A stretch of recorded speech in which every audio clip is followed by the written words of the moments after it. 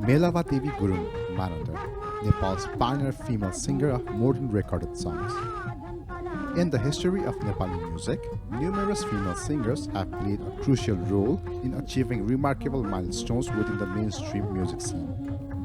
Among these accomplished names stands Melawa Devi Gurung Manandar, who has emerged as a prominent figure. The existing records substantiate her status as the foremost female pioneer in modern recorded song in Nepal. Melawa Devi Gurung, Nepal's inaugural female singer, was born in the year 1956 Bikram Sambat or 1902 AD in Rumjatar, Jagarbut Ward number 8, situated within the Okhaldunga district. Despite her birthplace being Rumjatar village, her ancestral roots trace back to Gorkha. Melawa Devi came into the world as the eldest daughter to her father, Gyan Bahadur Gurung, known as Jamune Suvedar, and her mother, Sapna Devi, also known as Sapta Devi. During that era, a common saying echoed, "What value does a son hold if he hasn't ventured to Lahore for warfare, and what significance does a daughter possess if she hasn't graced the royal palace?"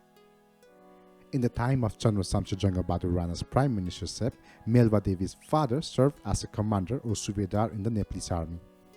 Their family residence was in then Saurpani village panchayat ward number 1, Jodanda within the Korka district. Melawa Devi's father entered matrimony with Sapna Devi from Rumjatar Jagar Boat, Kafal Boat 8, while employed at Rumjatar Customs in Okhaldunga. It was during his tenure in Okhaldunga that Melawa Devi was born.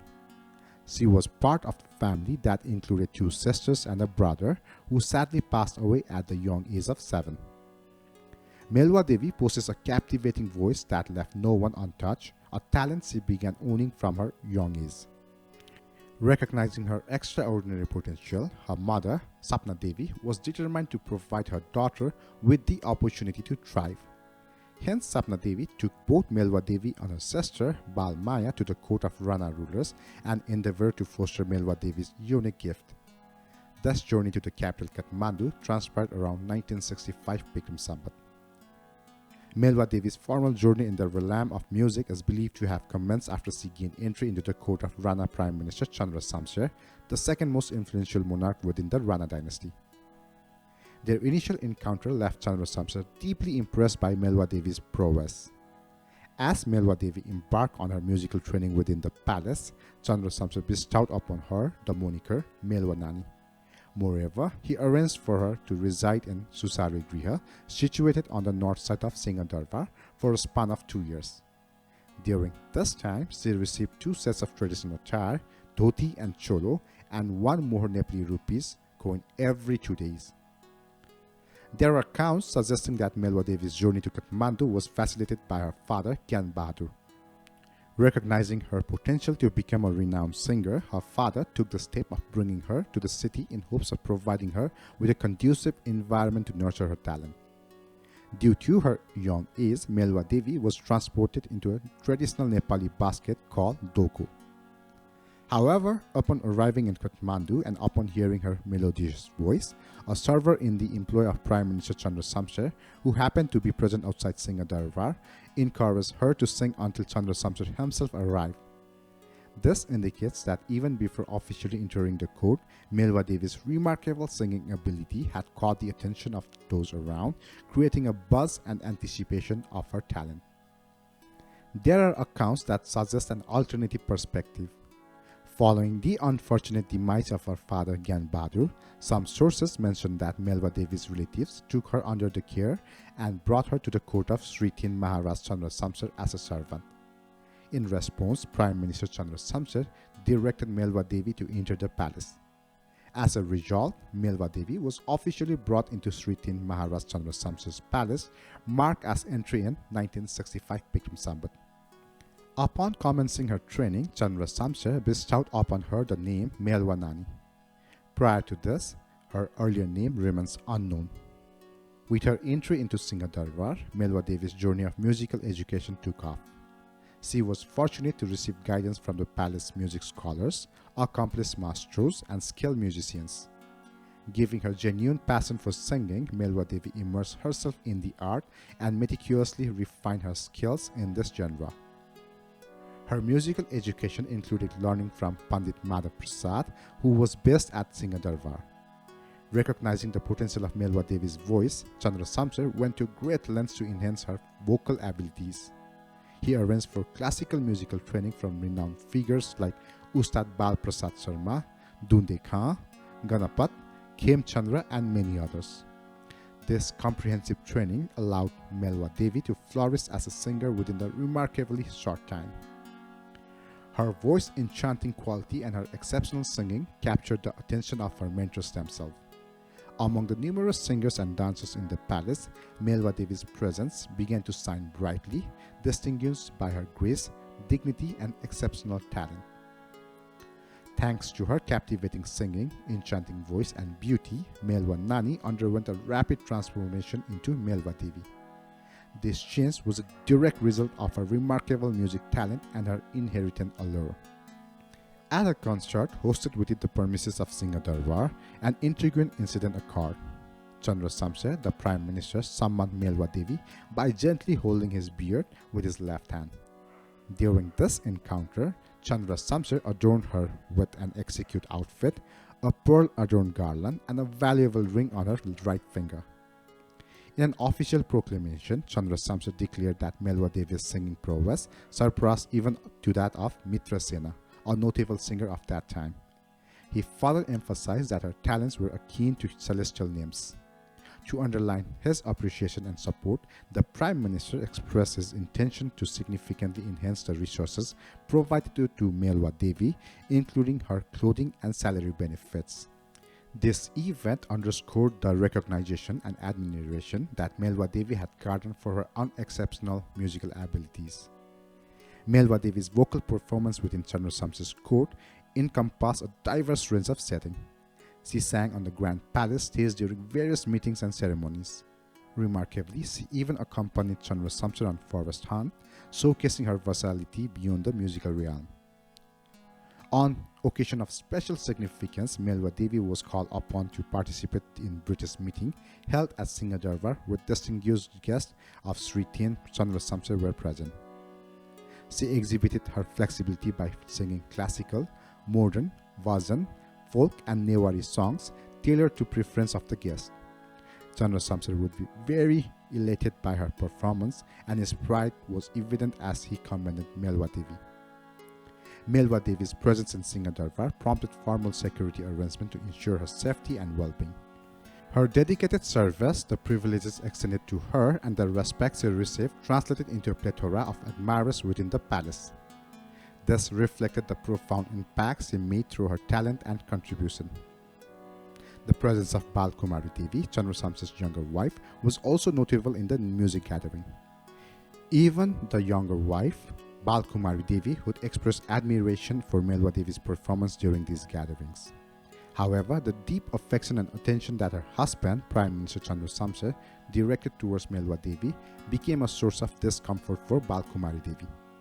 Chandra Samsher's emphasis on Melawa Devi's role included late-night singing sessions, which weighted heavily on Bal Kumari Devi's feeling.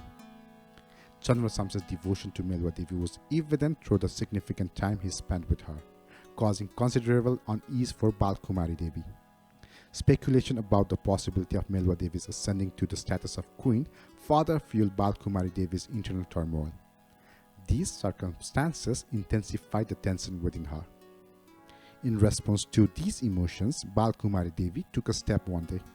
She presented Melawa Devi with a betel nut chewing mixed with vermilion, allowing her to eat from it through a servant. Unfortunately, as a result of this action, Melawa Devi's voice became hoarse. This incident highlighted the complexities of relationship within the palace and intricate dynamics that Melawa Devi found herself entangled in. When Melawa Devi's voice became hoarse, Chandra Samsher responded promptly by summoning Sen Gupta, a Bengali doctor, to assess her condition. Sen Gupta arrived from Calcutta and conducted an extensive examination along with a prominent Nepali physician.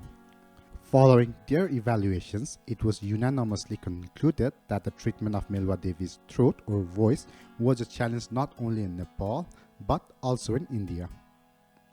In light of this assessment, Chandra Samsher sought expertise from a throat specialist in the UK.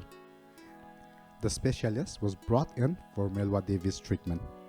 Over the course of approximately 2 months of medical intervention, some progress was observed in Melawa Devi's voice.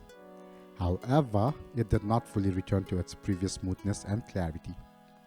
This episode illustrated the lengths to which Chandra Samsher went to address the issue, highlighting his dedication to preserving Melawa Devi's exceptional singing talent. As Melawa Devi's popularity soared, her presence attracted numerous individuals to the palace. However, alongside her admirers, she also amassed adversaries. It's believed that her voice suffered due to a conspiracy within the court, possibly contributing to her reluctance to remain in the palace. Understanding Melawa Devi's sentiments, Chandra Samsher took action. Rana Prime Minister Chandra Samsher issued a palace order 2 days before Vasanta Panchami on 1985 Bikram Sambat in her, saying, "Those who have served for over 5 years may depart from Singha Darbar on Vasanta Panchami." Responding to this, Melawa Devi took the opportunity and left the palace. Her departure deeply saddened Chandra Samsher, who wished to ensure her well-being. He purchased a house for Melawa Devi near Swayambhunath in Bijeswari, Kathmandu, emphasizing his desire for her to face no hardship. At the age of 24, Melawa Devi bid farewell to Singha Darbar on Vasanta Panchami, marking a significant transition in her life and career. This decision marked a turning point for both her musical journey and her relationship with the palace. Melawa Devi possesses a mesmerizing beauty that captures the attention of many, particularly drawing the special gaze of Sri Tin Chandra Samsher.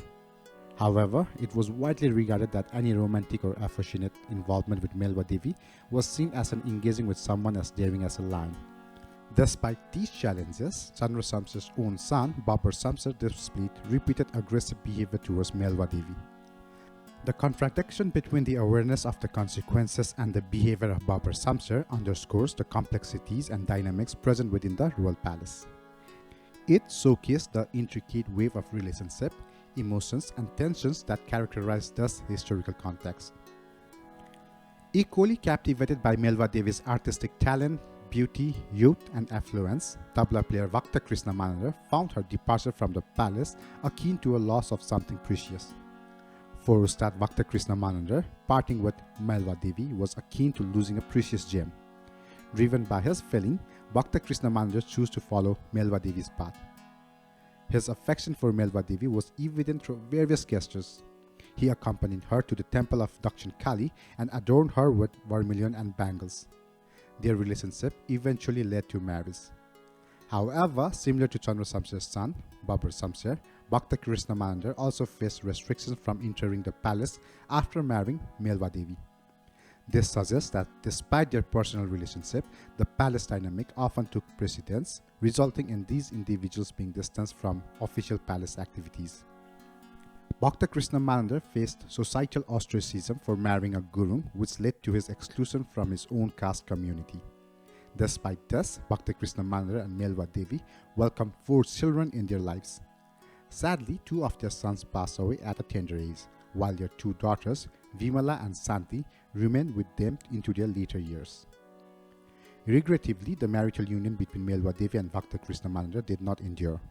Due to strained familial relationship, Melawa Devi began residing in the house that Chandra Samsher had acquired. This development underscores the complexities and challenges present in their personal life and relationship, reflecting how broader circumstances often influence individuals' decisions and outcomes. Gaining prominence during the significant earthquake of 1990 Bikram Sambat, Melawa Devi captured attention by singing a heartfelt song in the Newar language, dedicated to the individuals who had tragically lost their lives in the earthquake. Despite her Gurung heritage, her affection and affinity were closely tied to the Newar community. This incident showcased her ability to emphasize with different communities and her talent for channeling emotions into her music, transcending cultural boundaries. During that period, Sukaraj Sastri resided with his father in Calcutta, where he pursued his education. Sukaraj Sastri frequently traveled between Nepal and Calcutta. Sukaraj Sastri was actively engaged in the movement to challenge the autocratic rule of Rana regime. It was during this time that Melawa Devi became acquainted with Sukaraj Sastri at Bhakta Krishna's residence in Chhatrapati. On a particular occasion, Sukrara Sastri visited the house in Chhatrapati and requested Melawa Devi to sing a song he had composed. The lyrics were as follows: "न घरलाई घर कहिन्छ, नारी नै दरबार हो, एक मात्रै धर्म साधन नारी घरको द्वार हो." Melawa Devi rendered the song with the accompaniment of Bhakta Krishna's musical talents with music. This event showcased the coherence of artistic expression of the socio-political sentiment of the time, as Melawa Devi's voice became a conduit for Sukrara Sastri's message against the Rana regime. Thanks to their shared acquaintance, Sukrara Sastri would visit Melawa Devi whenever he returned to Nepal from Calcutta. During one of these interactions, Sukrara Sastri gained insight into the circumstances surrounding Melawa Devi's life. It became apparent to him that Melawa Devi was in a situation akin to being destitute. In response, Sukrara Sastri extended a compassionate offer.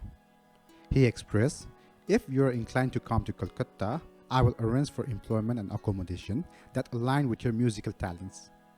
This proposition showcased Sukrara Sastri's empathy and support for Melawa Devi during a challenging phase in her life, highlighting the bond they shared and his recognition of her musical prowess.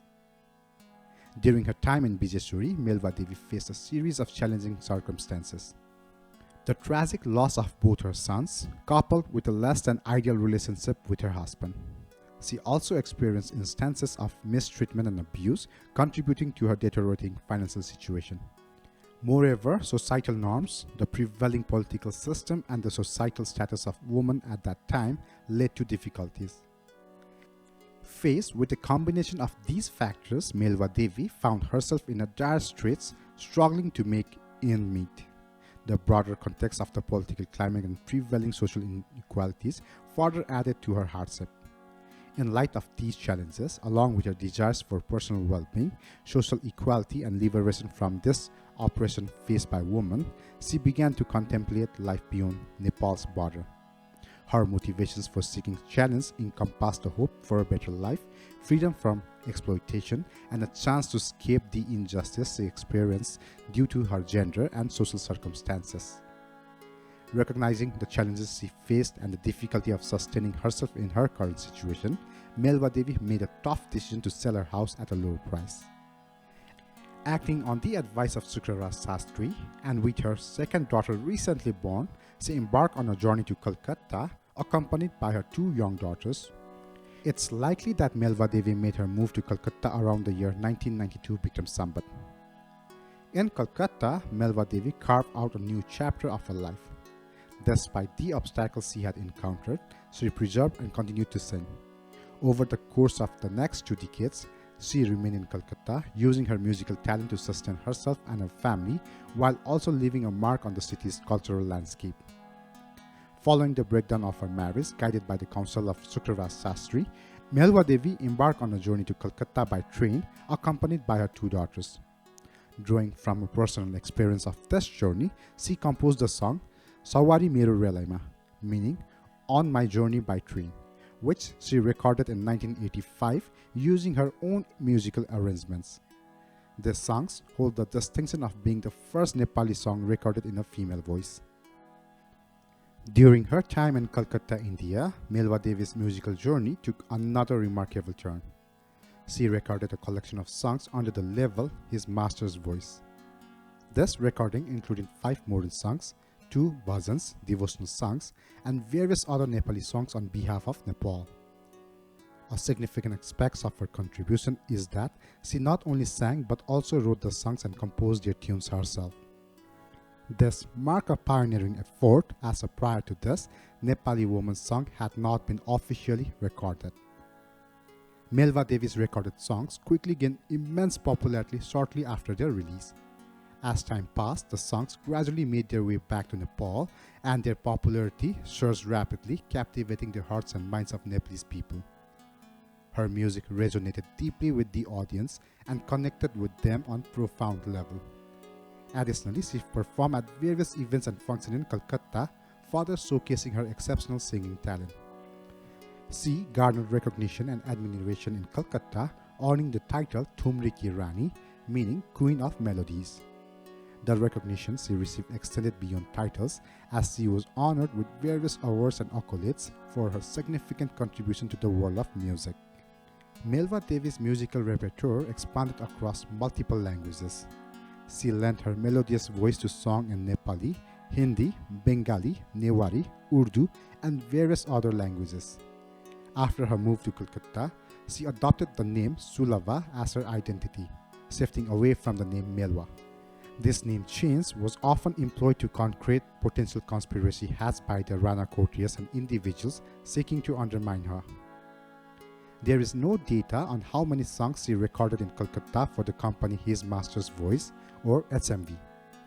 The known recorded songs are Sawari Mero Relaima, Jindagiko Ke Bharosa, न घरलाई घर खाइदिने, माया मरी मरी निष्ठुरिने, आउन बसौं पियारी, बाटो नचाहेको मोहन, श्री 3 महाराज सुन प्रभु, high मेरो परदेशी प्रीतम, and many more. Out of these, Sawari Mero Relaima became more popular. The composition and music were perfect. The song was very famous in the places where there were people of Nepali origin. At that time, the record of that song sold 5,000 copies. She also sang Bengali and Hindi songs under the name Melawa Devi while in Calcutta. In the month of Mangsar in the year 2012 Bikram Sambat, corresponding to 1955 AD, tragedy struck Melawa Devi as her body caught fire due to a stove malfunction while she was cooking. At the age of 53, this unfortunate accident occurred. The following day, her neighbors discovered her charred remains inside the room. A post-mortem examination was conducted at Kolkata Medical College. Her adopted son, Ramchandra Gupta, later located her body a few days after the incident. Her two daughters, Vimala Dixit and Santi Rani Arya, learned of this tragic event at a later time. Throughout her life, Melawa Devi, a versatile artist who composed, wrote and performed her song, received numerous medals. Her achievement encompassed around 50 medals, several cups and certificates, all of which recognize her exceptional musical contribution. Following her passing, in accordance with her wishes, her body was cremated along with items that held significance to her, such as cassettes of her songs, awards she had received, and her harmonium. This final act honored her legacy and her deep connection to music. Indeed, Seturam Shrestha was the first male singer to sing in the Nepal language, while Melawa Devi held the distinction of being the first female singer to do so. Melawa Devi's contribution to music was so significant that she was honored with a postage stamp reflecting her enduring impact on Nepali culture. The poignant story of her voice adds a layer of intrigue of her legacy. It's said that her voice underwent a transformation after she consumed vermilion mixed with betel nut chewing, a deed orchestrated by Maharani Balkumari Devi, the youngest wife of Rana Prime Minister Chandra Samsher at Singhadarbar. If there is such a magic in a broken voice, we can only guess how sweet her voice was before that. Thank you.